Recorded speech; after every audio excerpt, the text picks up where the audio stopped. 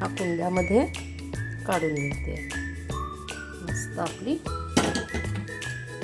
शेवयाची अशी दाटसर खीर.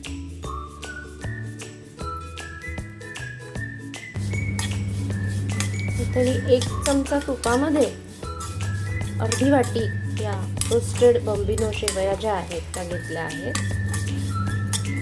रोस्टेडच असतात तरी पण ह्या थोड्याशा अशा मी परतून घेते इथे, कारण की त्याच्याने स्वाद वाढतो रोस्टेड असला तरी देखील.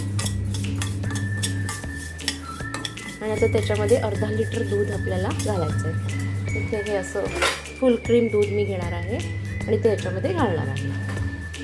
जी सिंपल ही शेवयांची खीर खूप मंद ह्याच्यावर छान उकळत ठेवायची आणि मस्त होते. सोपा पटकन होणारा नैवेद्य आहे हा.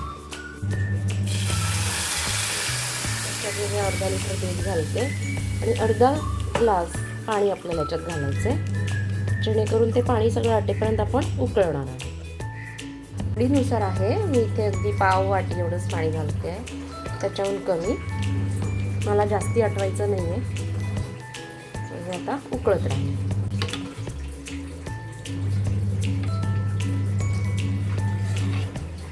मला छान उकळी येईल. मंद ह्याच्यावरती ठेवून दिलं 10 ते 15 मिनिटामध्ये मस्त अशी खीर तयार होईल. 5 मिनिटं झाली. आता छान उकळी सुटली आहे. आता मी ह्याच्यात अर्धी वाटी ही साखर घालते. आता परत 5 मिनिटं आपल्याला उकळायचं आहे. आणि आता शेवया पण वरती आलेल्या दिसत आहेत तुम्हाला. आणि 5 मिनिटांनी साखर सगळी विरघळली की झाली आपली खीर तयार. तुम्हाला अजून जर का थिक हवी असेल, नंतर ही घट्ट होतेच, गाढी होते, पण तुम्ही मिल्क पावडर पण घालू शकता. पण मला त्याची गरज नाही वाटत आहे. मी आज अशी साधीच घालणार आहे. आणि नंतर आपण गार्निशिंगसाठी वेलची पावडर, जायफळ, केशर थोडं घालू शकतो आणि ड्रायफ्रूट्सने डेकोरेट करू शकतो. आता ही साखर विरघळीपर्यंत पुन्हा 5 मिनिटं उकळवतोय आपण.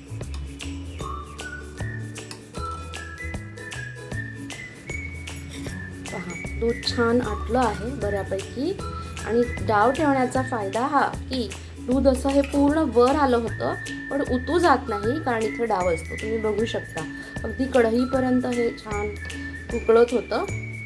आणि आता बऱ्यापैकी हे घट्टसर झालेलं आहे, दाटसर. आणि आता आपण त्याच्यामध्ये हे सगळे ड्रायफ्रूट्स घालूया. पहिले मी घालते आहे केशर आणि चारोळी. त्याच्यानंतर हे क्रश केलेले बदाम, काजूचे काप आहेत ते घालूया. आणि हे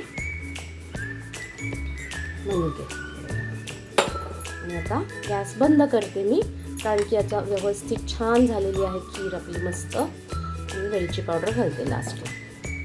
तर गॅस बंद. इथे मी अशी ही 2 चिमूट वेलची पावडर घालते आहे.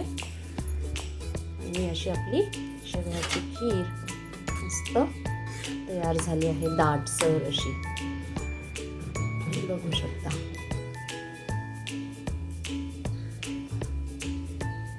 अशा प्रकारे हे बाप्पासाठी नैवेद्याला रेडी.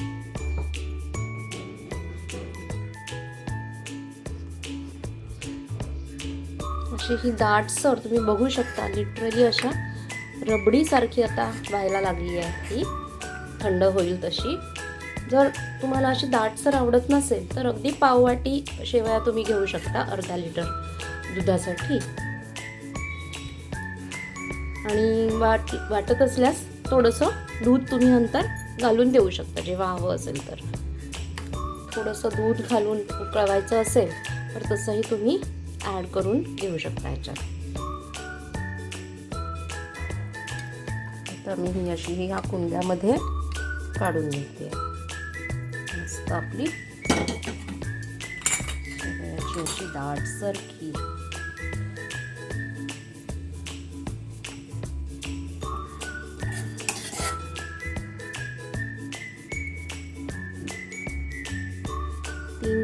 तीन ते 4 जणांना ही अशी खीर पुरेशी होते.